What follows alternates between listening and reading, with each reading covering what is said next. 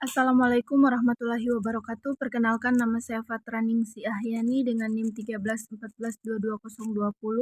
Di sini saya akan menjelaskan psikolog manajemen organisasi melalui lingkungan dan perubahan organisasi. Desakan untuk melakukan perubahan dalam organisasi. Desakan untuk melakukan perubahan dalam organisasi dapat mengacu dari berbagai sumber dan alasan. Perubahan ini sering kali diperlukan untuk menjawab tantangan dan peluang yang dihadapi organisasi. Untuk mengelola perubahan dengan sukses dalam organisasi, penting untuk mengidentifikasi alasan dan desakan yang mendorong perubahan. Mencegah secara matang melibatkan karyawan dalam proses perubahan dan memastikan bahwa perubahan tersebut sesuai dengan visi dan misi organisasi.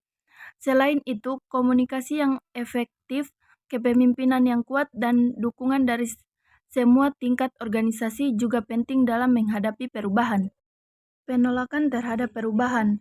Penolakan terhadap perubahan adalah sikap atau perilaku yang mengacu ketika individu atau kelompok dalam suatu organisasi tidak tersedia atau enggak menerima perubahan yang diusulkan atau dilaksanakan. Penolakan terhadap perubahan dapat menjadi hambatan serius dalam mengimplementasikan perubahan yang perlu dalam organisasi.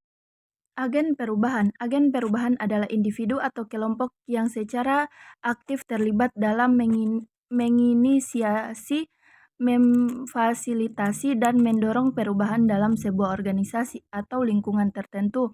Mereka memiliki peran kunci dalam membantu organisasi beradaptasi dengan perubahan lingkungan, meningkatkan produktivitas, dan mencapai tujuan strategi.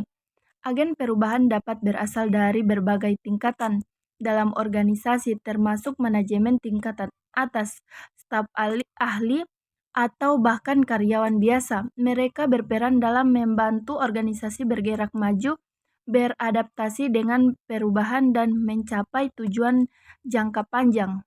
Konsep mengenai perubahan organisasi.